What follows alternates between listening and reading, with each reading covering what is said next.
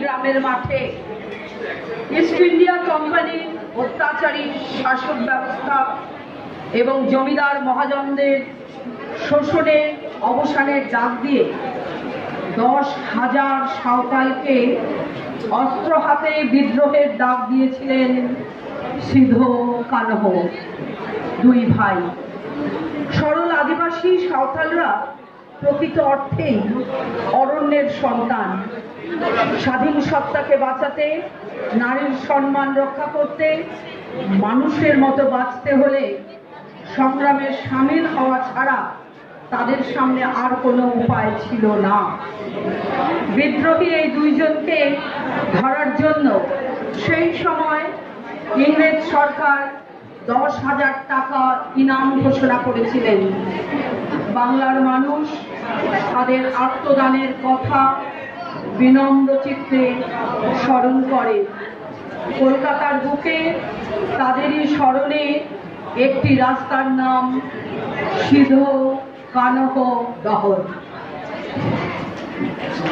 প্রথম লামতিতি কিসকু উত্তর দিনাজপুর, দ্বিতীয় শ্রেয়া হাসদা মালদা, তৃতীয় নন্দিনী হেমব্রম পুরুলিয়া। পুরস্কার তুলে দেবেন মুর্শিদাবাদ জেলা সম্পাদক শ্রী দুলাল দত্ত, যার নেতৃত্বে এই কর্মযজ্ঞ চলছে।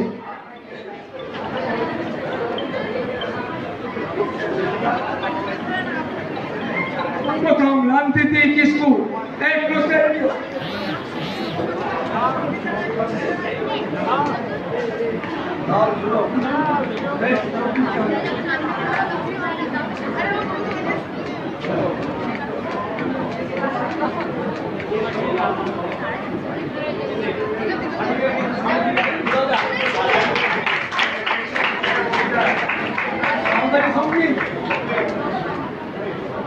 সাঁওতালি সঙ্গীত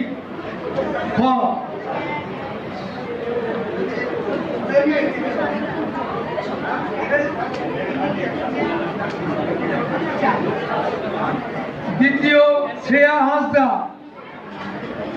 জোরে হাততালি, জোরে হাততালি। দ্বিতীয় শ্রেয়া হাসদা মালদা জেলা, তৃতীয় নন্দিনী হেমব্রম পুরুলিয়া জেলা। নন্দিনী হেমব্রম, জোরে হাততালি।